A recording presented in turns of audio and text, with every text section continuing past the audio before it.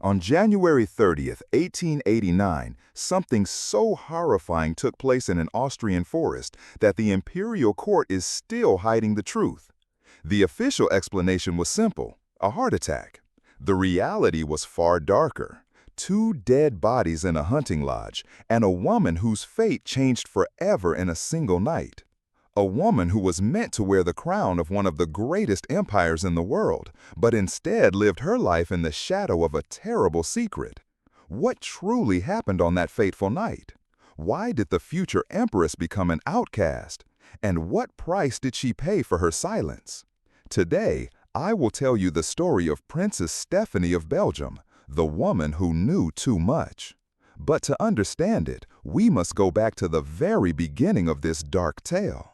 Stephanie was born on May 21, 1864, in the opulent royal palace of Laeken, near Brussels, surrounded by shaded gardens and gilded fountains.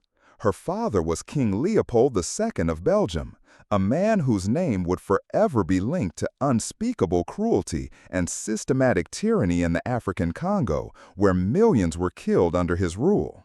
Leopold was a ruthless despot, not only toward his African subjects, but also toward his own children.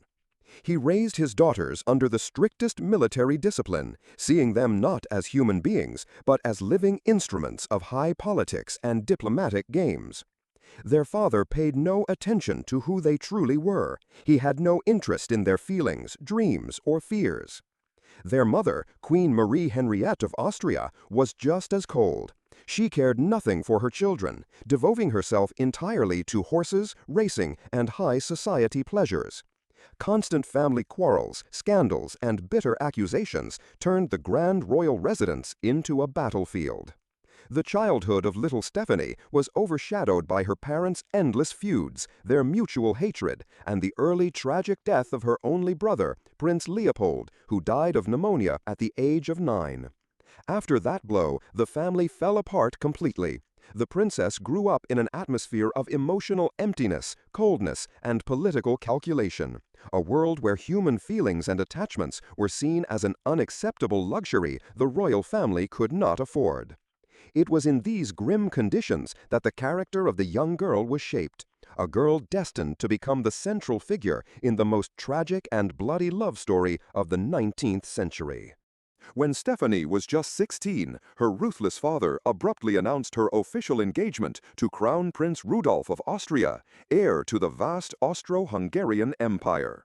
This political marriage was meant to strengthen the military and economic alliance between Belgium and the powerful Habsburg monarchy.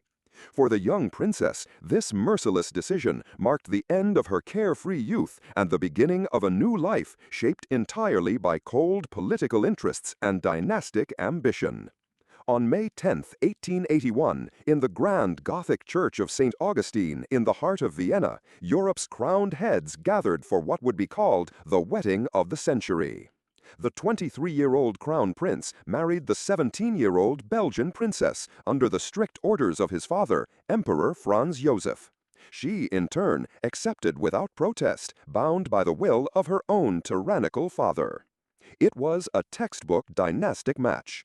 The young couple barely knew each other, having met only a handful of times before the ceremony, and there was no trace of romance between them. The first months of married life in Vienna's lavish palaces seemed relatively peaceful, even happy.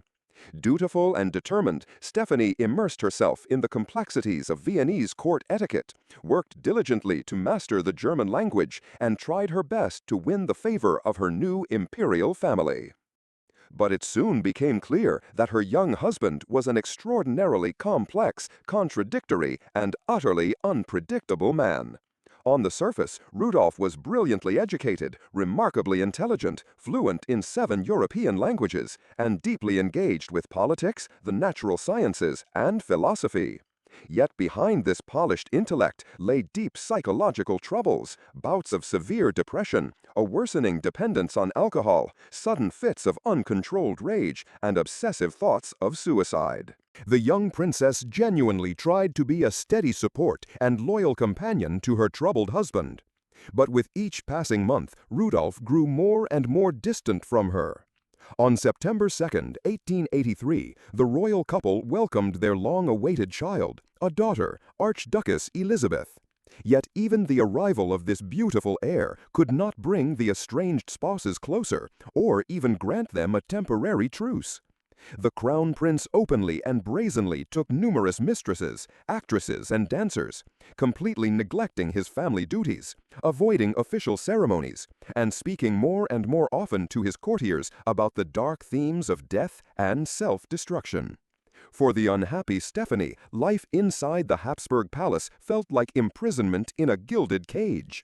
Outwardly, she was surrounded by unimaginable luxury, honors, and privilege. But she was denied the most essential things: genuine love, understanding, and even basic respect from her husband. Cruel court gossip spared her nothing. She was relentlessly criticized for not being beautiful enough, for imperfect manners, and for her Belgian origins. Meanwhile, Rudolf was sinking deeper into the dangerous spiral of self-destruction, alcoholism, and despair. On the fatal turning point in the princess's life came in the late autumn of 1888, when her husband happened to meet the enchanting 17-year-old Baroness Mary Wetzera at a Viennese ball. The young Baroness was the daughter of a prominent diplomat. She had received an excellent education, possessed striking beauty, and a sharp mind. But above all, she was willing to share in the Crown Prince's darkest moods, his philosophical musings on the futility of life, and even his terrifying plans for a voluntary departure from this world. And so, in the early hours of January 30th, 1889, a terrible tragedy struck, one that shook all of Europe to its core, and became the greatest scandal of the decade. In the secluded hunting lodge of Mayerling, deep in the forests outside Vienna, Crown Prince Rudolf first shot his young lover, Mary Wetzera, and then turned the still-smoking revolver on himself. Their lifeless bodies were discovered by servants several hours later. For Princess Stephanie, the news was not only a horrifying personal tragedy, it was the complete and final destruction of every hope, plan, and dream she had ever held. She lost not only her husband, troubled though he was, but also her brilliant future, her social standing, and her place in history. Instead of a magnificent imperial crown, she now faced the humiliating fate of a young widow, forever serving as a living reminder to the Habsburg court of the most shocking and disgraceful scandal in the centuries-old history of their dynasty. The official version, hastily crafted by palace officials, falsely claimed that the Crown Prince had died of a sudden heart attack, but everyone at court knew the bloody truth. Overnight, Stephanie became the embodiment of dynastic shame and failure. She was carefully ignored at official gatherings, deliberately shunned in high society, as though she herself were to blame for the family catastrophe. Her situation was made all the more unbearable by her relationship with her formidable mother-in-law, the legendary Empress Elizabeth of Bavaria. The Empress openly and categorically blamed her daughter-in-law for her beloved son's death. In her firm belief, Stephanie had not been intelligent, beautiful, or charming enough to hold her husband's affection, or to be his true source of emotional support in life's darkest moments. The icy hostility and open contempt of the entire imperial family only deepened the already unbearable burden carried by the young widow. For 20 long years, the princess lived in the dark shadow of that dreadful catastrophe, as if under a curse. She devoted herself entirely to raising her only daughter, Archduchess Elizabeth, to charitable work, and to writing detailed memoirs in which she desperately tried to restore the tarnished memory of her late husband and explain the true causes of the tragedy. But Austrian society was utterly unwilling to forgive her connection to the scandal of Mayerling. It was not until 1909, at the age of 45, that Stephanie took the risky step of marrying again, this time to the wealthy Hungarian Count Elemer Lonya de Nagylonya et Vasaros na Main. Sadly, this late union brought her neither happiness nor peace. Her new husband proved to be a cynical opportunist, marrying the disgraced princess solely for the prestige of her title and the immediate financial gain it could bring. The devastating First World War destroyed what remained of the world she had once known. The mighty Austro-Hungarian Empire was shattered into fragments. The ancient monarchy fell under the blows of revolution, and Stephanie lost much of her fortune along with all her former aristocratic privileges. Her final years were spent in her second husband's neglected Hungarian castle, in near total solitude, obscurity, and poverty. On August 23, 1945, Princess Stephanie of Belgium passed away quietly in the ancient Benedictine Abbey of Pannonhalma at the age of 81. Far from the glittering halls of the Viennese imperial palaces where she had once been destined to reign as the all-powerful empress of Europe's greatest empire. A woman who, by every law of fate, could have gone down in history as the ruler of Austria-Hungary, left this world almost entirely forgotten, attended only by a handful of loyal old servants and nuns. Her tragic story is a harsh reminder that even the highest aristocratic birth, immense wealth, and royal titles cannot shield a person from the merciless cruelty of fate or the unpredictable blows of life.